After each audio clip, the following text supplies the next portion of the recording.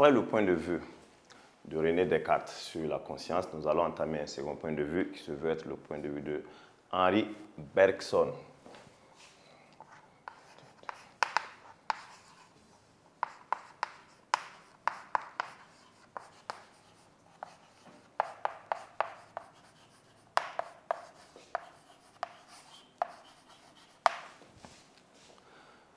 Il faut noter que pour Henri Bergson, la conscience est essentiellement une sélection. C'est-à-dire que notre esprit sélectionne parmi les objets l'objet qui lui est plus bénéfique. Autrement dit, la conscience est choix.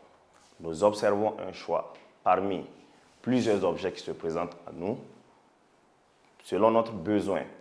La faculté qui nous permet de faire ce choix est, autrement dit, notre conscience. Donc, pour résumer la thèse de Henri Bergson sur la conscience est une fonction de sélectivité.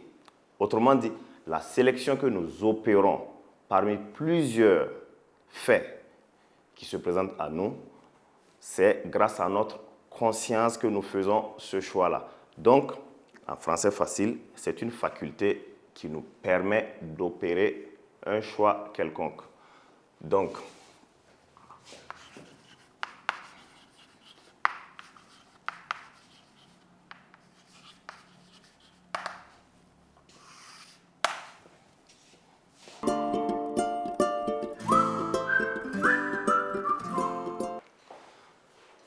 pour résumer le point de vue de Henri Bergson, pour lui, la conscience est essentiellement sélection.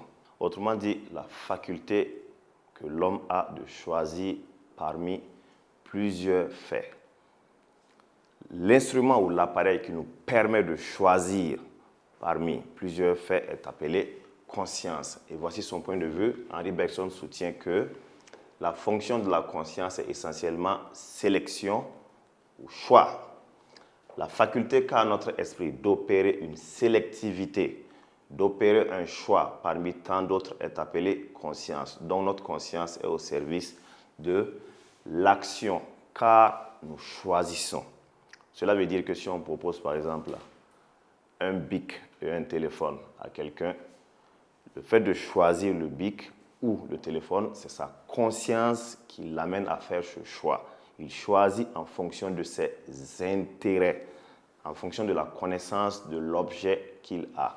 Donc voilà pourquoi on dit que la conscience est une sélection. La conscience est un choix pour Henri Bergson.